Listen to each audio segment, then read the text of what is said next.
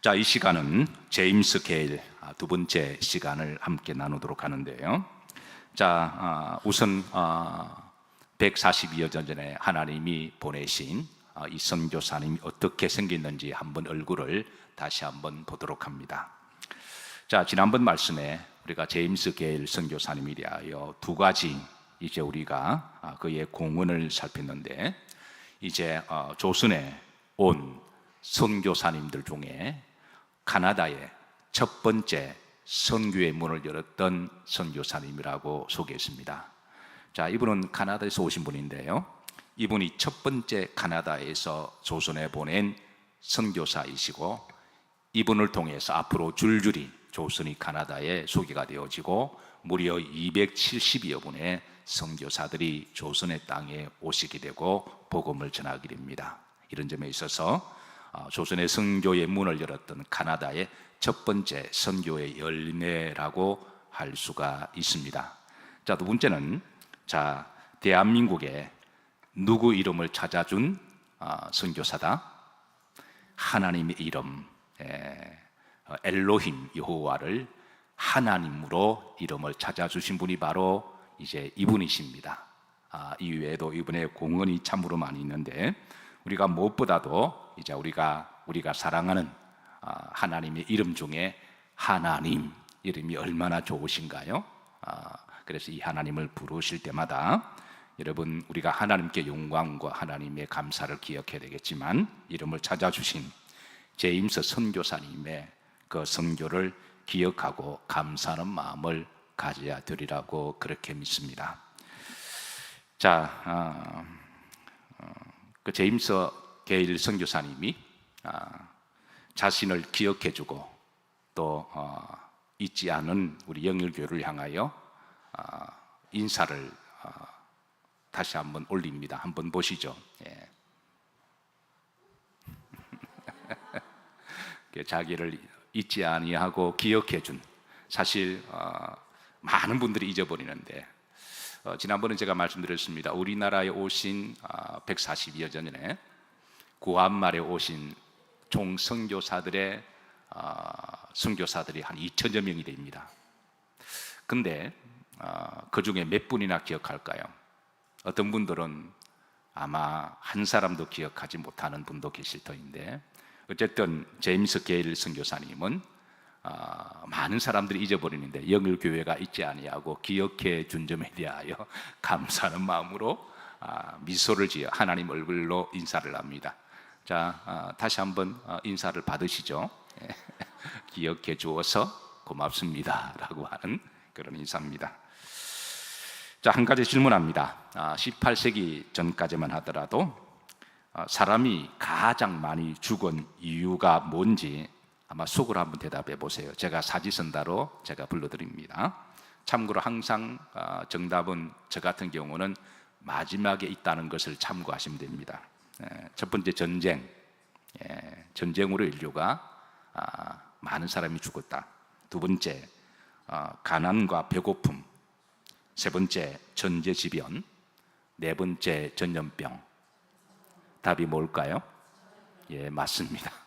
전염병으로 인류가 그동안 가장 많은 사람이 죽었는데요, 사실 인류가 의학이 발전되기 시작한 지는 그래 오래되지 않았습니다.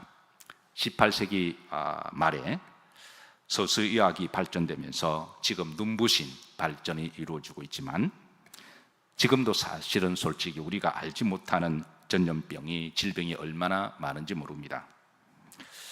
자, 그런데 참으로 안타까운 것은 고대에서는 18세기 불과 얼마 전입니다. 그 전까지만 하더라도 전염병으로 사람이 가장 많이 죽었음에도 불구하고 왜 죽었는지 이유를 알지 못하고 죽었다는 것입니다.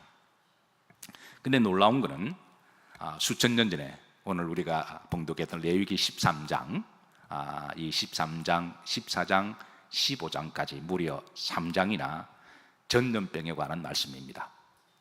그러니까 레위기가 BC 1500여 년 전에 기록된 말씀이니까 지금부터 3500년 전입니다.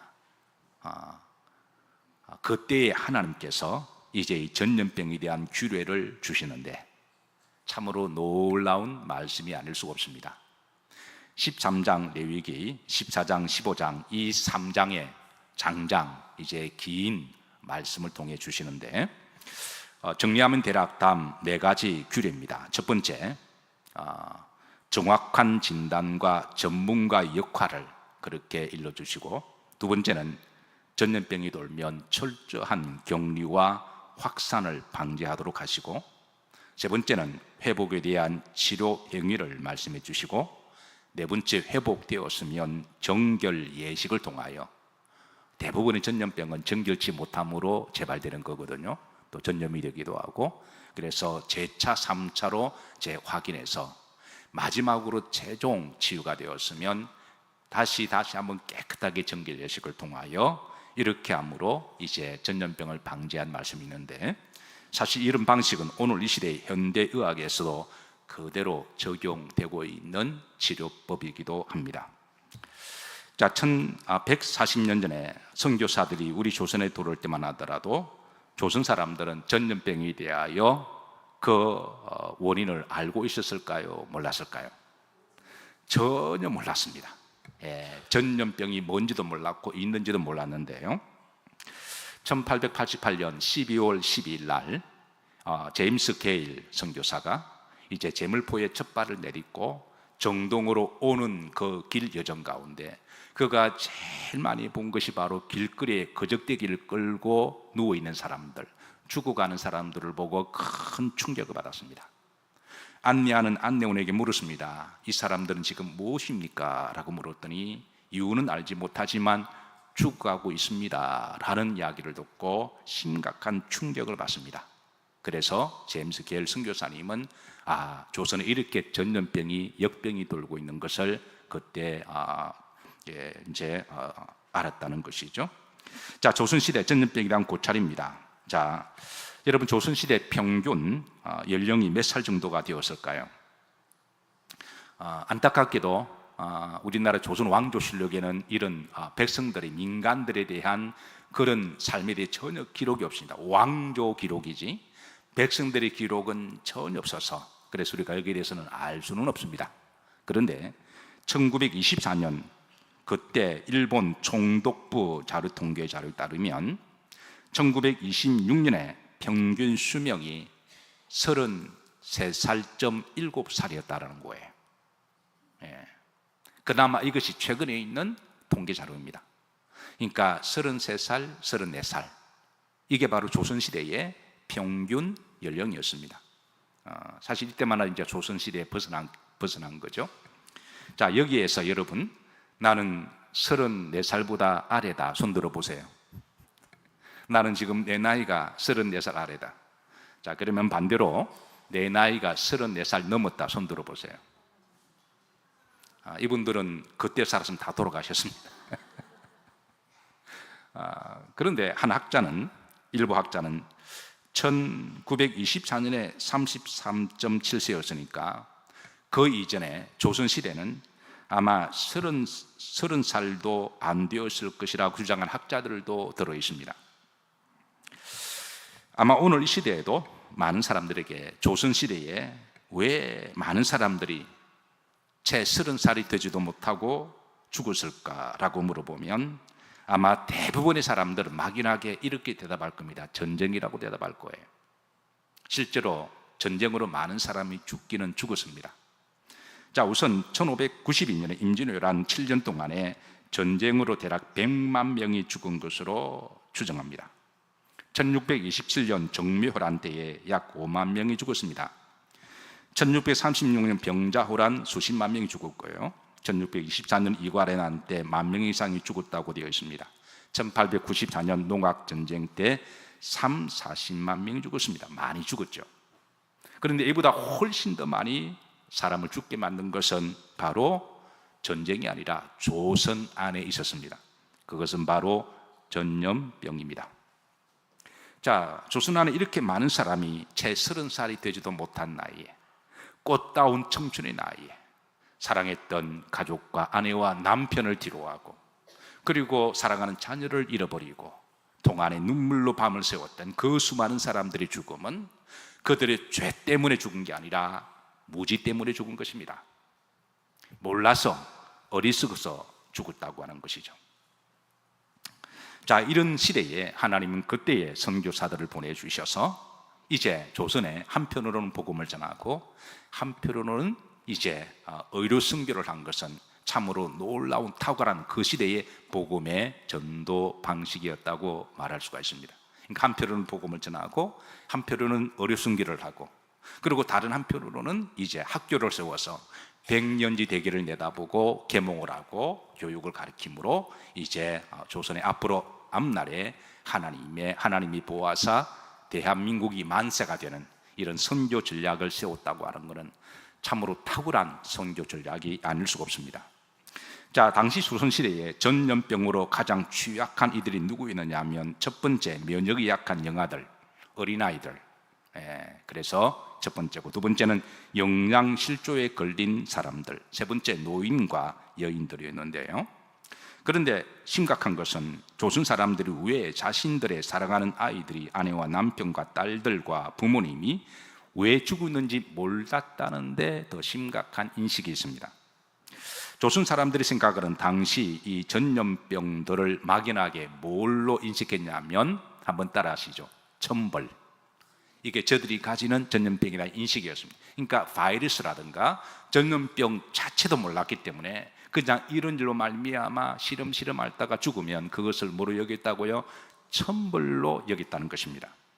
자, 문제는 천벌로 인식하게 되면 세 가지 행동으로 이어지는데, 천벌을 받았기에 하늘의 뜻으로 받아들이고 그 병에 대하여 체념하게 된다는 거예요.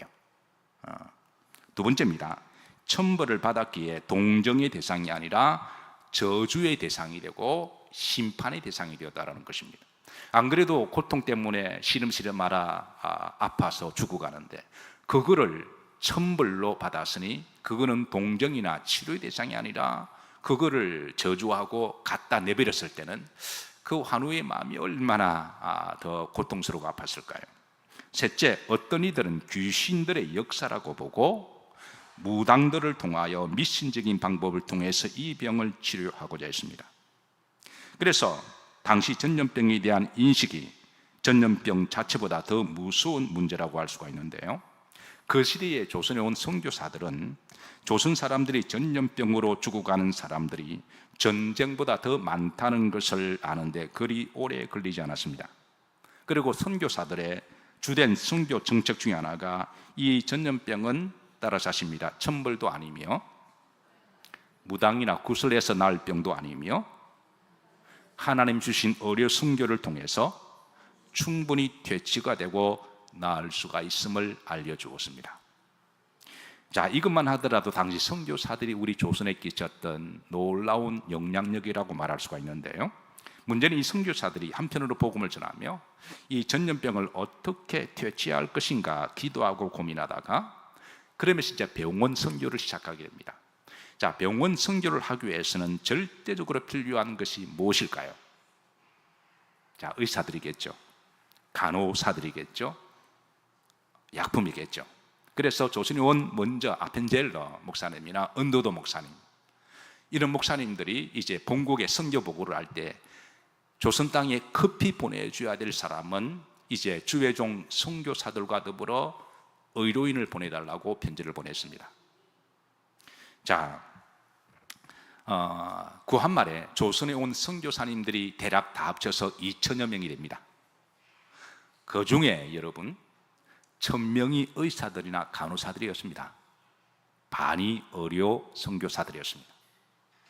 그 당시만 하더라도 미국이나 카나다에서 소위 의사라가 그러면 최고의 최상위층 1%가 되지 않는 최고의 재원들이 있는데요, 그들 가운데 1,000여 명이 조선에 온 것은 실로 놀라운 하나님의 축복이고 우리 대한민국의 복인 줄로 믿습니다.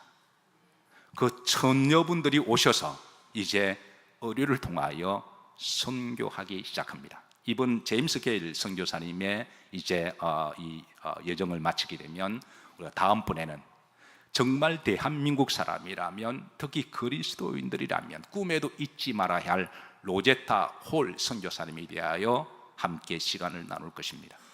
정말 그분의 오신 조선 선교의 그 선교 복음은 눈물 없이 감동 없이 우리가 이제 받을 수 없는 말씀인데요. 여러분 기대하셔도 괜찮습니다. 로제타 홀 선교사, 여자 선교사인데요. 이분이 필라델피아의 의과대학, 미국에 처음으로 생긴 의과대학입니다. 지금은 드렉셀 의과대학으로, 드렉셀 종합대학으로 바뀌었는데요. 그 당시에 미국의 최초에 생긴 여자 의과대학의 수석으로 졸업한 재혼입니다. 그리고 아주 미인입니다.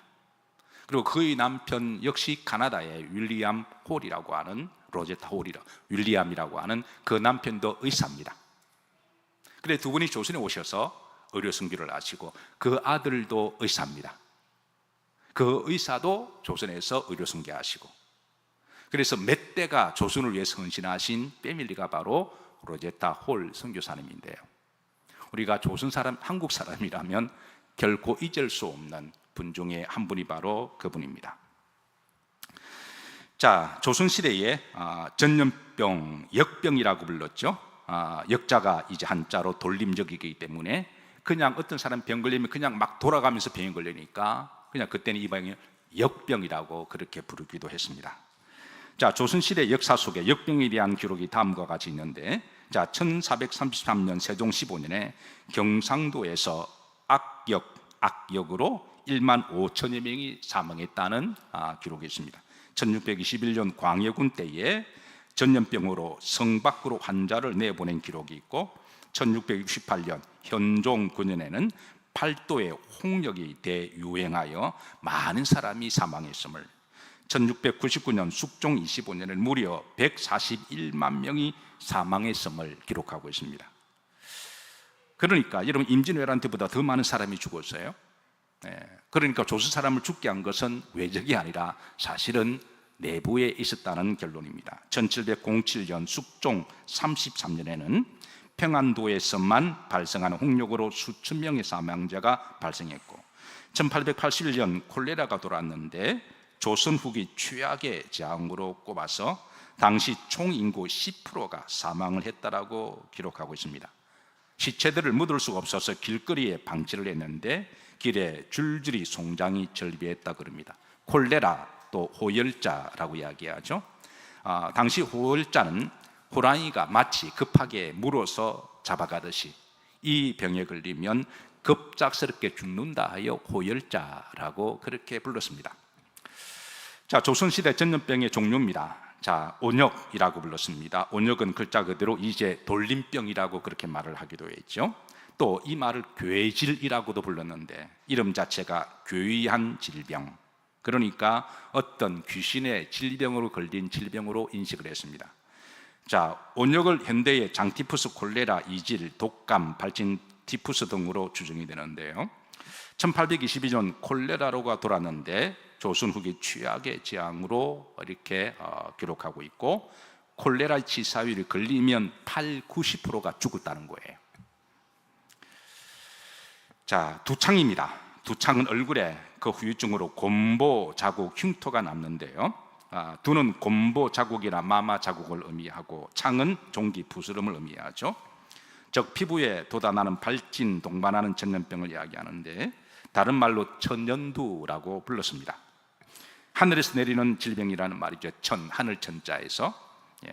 조선시대에 가장 빈번했던 질병 중 하나 있는데, 자, 17세기 기록에는 천연두로 인해서 백성들이 그 마을 전체를 다 버리고 이제 떠났다는 기록도 있고, 심지어 영조왕, 정조왕들, 대신들도 많이 걸렸는데, 그래서 당시 이들의 초상화 사진을 보면 얼굴에 곰보 자국이 많습니다. 다 천연두로 일어난 흔적입니다. 자, 우리나라 피부과 의사인 이성락 박사는 최근 명지대 대학원 미술사학과에서 흥미있는 논문을 발표했습니다. 논문의 제목은 조선시대의 초상화에 나타난 피부 병변 연구인데요. 이 논문은 조선시대 초상화 519점을 분석한 결과 22여 가지의 피부 병변을 발견했다고 논문에 기록하고 있습니다. 이 초상화 519점 가운데 무려 14.06%가 천연두를 앓은 것으로 조사됐는데요. 사실 이런 조상을 기반으로 한 조사 자료가 대부분 지체가 높은 양반이나 고위직 왕들로 대상한 것이기 때문에 실제로 조상을 남길 수 없었던 일반 서민, 백성들까지 다 조사를 하면 천년도로 인해서 그 당시 얼굴에 곰보가 있는 비율은 훨씬 더 높다라고 그렇게 내다보고 있습니다. 자, 당시 천년도에 걸리게 되면 고열과 발전을 동반해서 치사율 95%에 이르렀답니다. 그러니까 거의 다 죽었다고 보면 됩니다. 그나마 5% 정도가 살아남았는데, 살아남았다고 할지라도 대부분 후유증으로 얼굴에 전보 현상이, 곰보 자국이 남기로 했는데요. 자, 이제 다음 한번 그림 보시죠. 자, 우리나라 두 번째 성군으로 뽑히는 이 왕이 어느 왕일까요? 정조왕입니다. 얼굴이 깨끗하죠? 예, 잘생겼고 얼굴이 깨끗합니다. 그런데 정조의 얼굴도 곰보였다고 기록되어 있습니다. 당시 왕의 초상화를 곰보로 그리는 것은 왕이 모독하는 처사라고 해서 최고의 성군의 이미지로 깨끗하게 잘생기게 그렸는데, 사실 여러분 이 얼굴이 곰보라고 생각해 보세요. 예. 그는 48살에 죽었습니다. 왕으로 최고의 음식과 보호를 받은 왕의 나이에 비하면 일찍 죽은 것으로 이르는데, 그의 죽음에 대해서 전염병으로 죽은 것으로 예상을 합니다. 정조의 아버지도 영조였는데 영조도 곰보였습니다. 자, 영조의 치세 때의 대표적인 두 관적 중에 송창명과 오명항이 있었는데요. 이 두 사람은 당대 최고의 화가에게 자신의 조상을 그려달라고 했을 때 다음과 같은 부탁을 합니다. 멋있게 곱게 그리지 말고 있는 그대로로 그려달라고 선비의 정신으로 올곧게 조상을 그려달라고 그랬죠. 그래서 그의 화가의 얼굴이 그대로 남아 있는데요. 우선 송창명의 이제 조상을 보게 되면 이제 백반증을 알고 있는 것을 보게 됩니다. 얼굴 오른쪽과 이마에 보시면 이게 하얀 백반증이 있죠. 이게 전형적으로 천년도에 걸린 후유증의 모습인데요. 자, 그 다음에 한번 보십시다. 오명항 같은 이 군신은 더 심각합니다. 흑색 황달의 얼굴입니다. 예. 당시의 조선에 어떤 사람은 지체 높은 양반들도 이런 얼굴이었으니 일반 서민들 중 길거리 가다가 만나는 사람 중에 10명 중에 3사람 내지는 5사람의 얼굴에 곰보라는 거예요. 예. 하도 이런 곰보 얼굴이 많아서 왕도 곰보니까 이게 흉이 되지 않을 정도였다고 그럽니다. 자, 홍역입니다. 자, 홍역은 몸에 붉은 반점이 생긴다고 해서 홍역이라고 불렀는데요. 역시 바이러스로 급속히 퍼지는 전염병이죠. 특히 어린아이들에게는 이 병이 전염된 거의 치명적이라고 볼 수가 있습니다. 학질입니다. 학질은 열이 올랐다 내렸다는 질병인데 이걸 말라리아라고 부르기도 하죠. 감염된 모기에 의해서 전염병이 되는데 조선에는 이 학질에 걸린 사람도 의외로 많았고 이로 말미암아 많은 사람이 죽었습니다. 성병도 조선시대 의외로 많았어요. 조선 후기에는 한 50만, 60만 명 정도이 이 성병에 감염되었다라고 기록하고 있습니다. 장질부사. 자, 이것도 현대 장티푸스를 이야기하죠. 몸에 찬 기운이 돌면서 몸을 상하게 하는 병이라 그래서 또 많은 사람의 생명을 앗아갔습니다. 문제는 이런 전염병보다도 전염병에 대한 원인을 알지 못했고 이걸 천벌로 여기는 조선 사람들의 인식이 더 큰 문제였습니다. 당시 조선 사람들은 이 전염병을 어떻게 인식했냐면 첫 번째, 하늘의 천벌로 이게 가장 보편적인 인식이었습니다. 특별히 백성들의 죄악으로 여겼고 왕의 부득함 때문에 하늘이 노하여 재앙을 내린다고 그렇게 저들은 판단을 했습니다. 두 번째, 음양호행의 부조화 및 기운인데요. 동양의 자연 철학인 도교라든가 이런 철학에 의하면 음양오행설이 맞지 않아요 조화롭지 못함으로 음습함으로 사악한 기운이 퍼져 병이 생긴다고 그렇게 가르쳤고 도교에서는 또 그런 인식이 있었습니다. 세 번째, 귀신 또는 악령의 소용이라고 여기는데요. 그래서 이제 특히 두창과 같은 질병을 마마신이나 또 특정 귀신이 찾아와 사람을 괴롭히는 것이라고 여겼습니다. 이렇게 인식하는 한 그 환우를 고칠 여망은 전혀 사라지게 됩니다. 자, 민간치료법은 당시에 이제 흔히 침이나 뜸, 1침, 2침, 3약이라는 말이 돌 정도로 이런 식으로 이제 치유를 했고요. 자, 또 그런가 하면 이제 격리나 또 강제적 또 격리를 시켜서 환우를 가족과 격리해서 마을 전체를 봉쇄하는 등의 조치가 이루어졌습니다. 민간인들 사이에는 가장 많이 하는 게 구시였는데요. 자, 조선시대에 가장 많이 행했던 이게 미신적인 방법은 5가지입니다. 첫 번째, 굿과 제사였습니다. 각 질병마다 귀신이 있다고 믿었습니다. 조선 사람들의 이 전염병 인식은 전염병 종류가 전염병인지도 몰랐지만 여러 병으로 나타나는 현상들의 어떤 역병이 있으면 이거는 각 역병마다 귀신이 있으니까 그 귀신에 맞게 굿을 해야 된다라고 그렇게 가르쳤고, 이로 인해서 가장 호황을 누리는 사람이 바로 소위 무당들이었습니다. 자, 두 번째, 부적 사용입니다. 부적도 불티나게 팔렸는데요. 양식을 사 먹을 돈은 없음에도 불구하고 부적을 사서 가슴에 붙이거나 벽에 밑속에 집어넣거나 또 문지방에 붙이는 것으로 그렇게 부적을 붙여서 이제 전염병을 퇴치하려고 하는 방식이 전혀 소용없었죠. 자, 세 번째, 금기 및 속신이었는데요. 가령 금기는 잔치를 금하거나 아니면 특정의 색깔의 옷을 입지 않는 등으로 이렇게 해서 이제 이런 병들이 물러간다고 인식했습니다. 네 번째, 도교 및 불교 의식인데요. 도교의 주술이나 불교의 의례를 통해 질병을 쫓으려 하기도 했습니다.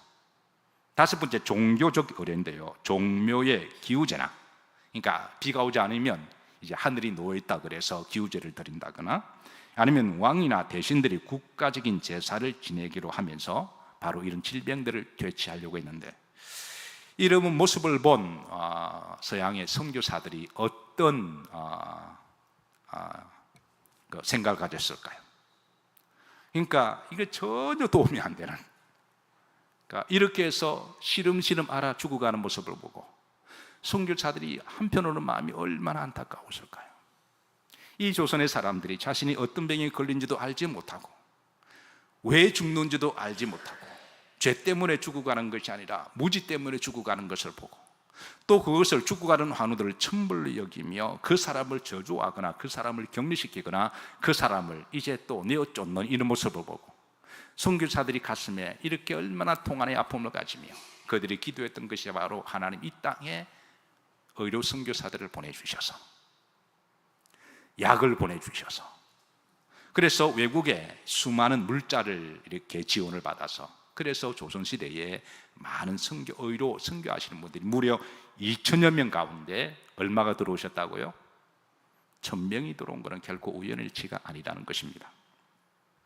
그렇게 해서 그들은 한편으로는 복음을 전하고 다른 한편으로는 전염병에 걸린 환우들을 의사들이 가슴에 안고 어떤 경우는 아까 로제다 홀 같은 경우는 이제 이 고름에 있는 환우를 입으로 쭉쭉 빨아서 고름을 빼내기도 하는 그런 행위를 통하여 복음을 전했던 하나님이 이 대한민국을 긍휼히 여겨주셔서 그래서 이 복음의 씨가 뿌려지게 하시고 지금은 선교사들이 세웠던 학교, 특별히 의과 대학이 많이 발전되어서 한국의 의료 기술이 세계 가운데 당당히 어깨를 펼 수 있는 것은 다 이분들 우리가 복음의 씨앗이고 헌신인 줄로 믿습니다. 말씀을 정리하면서 우리 대한민국은 결코 이분들의 선교 헌신을 잊지 말아야 할 것입니다. 불과 얼마 지나지 않았습니다.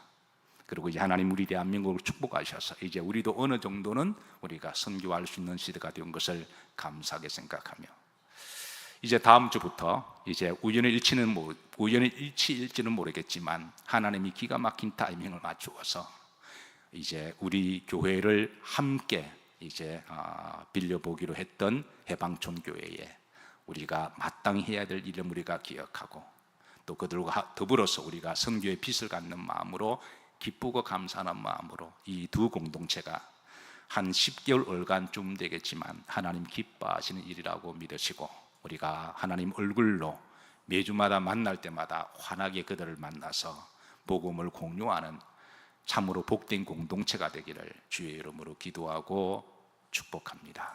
예. 자, 말씀을 마치면서 한 가지만 더 말씀드릴게요. 제가 미국에 있을 때 존스 홉킨스 병원에 제가 담당 학생들 목사였습니다. 이걸 채플린이라고 부르기도 하는데요.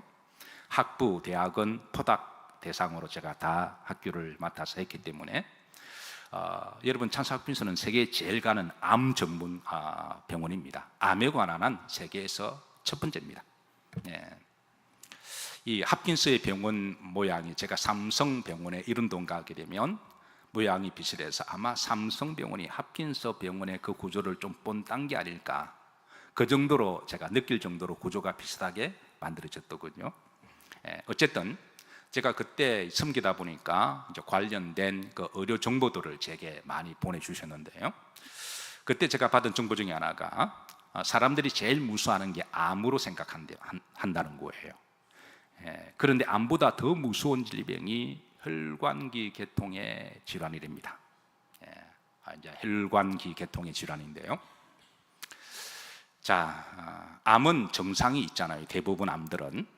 그런데 이제 그게 정상이 있기 때문에 치료가 가능한데 심혈관기 계통의 질환은요, 이게 정상이 별로 나타나지 않는다라는 거예요. 그래서 이게 만약에 이제 정상이 나타날 급작스럽게 혈관이 터지게 되면, 혈관이 막혀서 터지게 되면 사망 아니면 만약에 살아남아도 뇌졸중에 걸리거나 반신불구가 되어서 살아계신 분들도 너무 힘든 이제 삶을 살아야 되지만 그 병간하시는 분들은 더 큰 고통이라는 거예요. 그런데 통계하면은 암보다도 혈관기 계통의 발병률이 3배가 높답니다. 여러분 별로 안 놀라시네요. 그러면서 그 밑에 설명이 나오기를 사람의 몸이 몇십 년을 쓰다 보면 그 혈관이 이렇게 찌꺼기로 이렇게 대적물이 쌓인다라는 거예요. 아무리 이제 혈관 청소를 하고 뭐 이렇게 해도 결국은 쌓이게 되는데, 이제 제가 이것을 제가 이제 포닥하는 이제 그 박사에게 물어보니까 진담반 농담반 이런 말 하더군요. 나이가 50이 되면 그 혈관이 50년을 썼으니까 50%가 막혀 있다고 보면 된대요. 그러면 50% 막혀 있다고 그 죽는 병은 아니라는 거 전혀 못 느낀답니다. 그게 찌꺼기가 이렇게 쌓이고 50년을 썼으니까 그게 찌꺼기가 안 쌓이겠어요?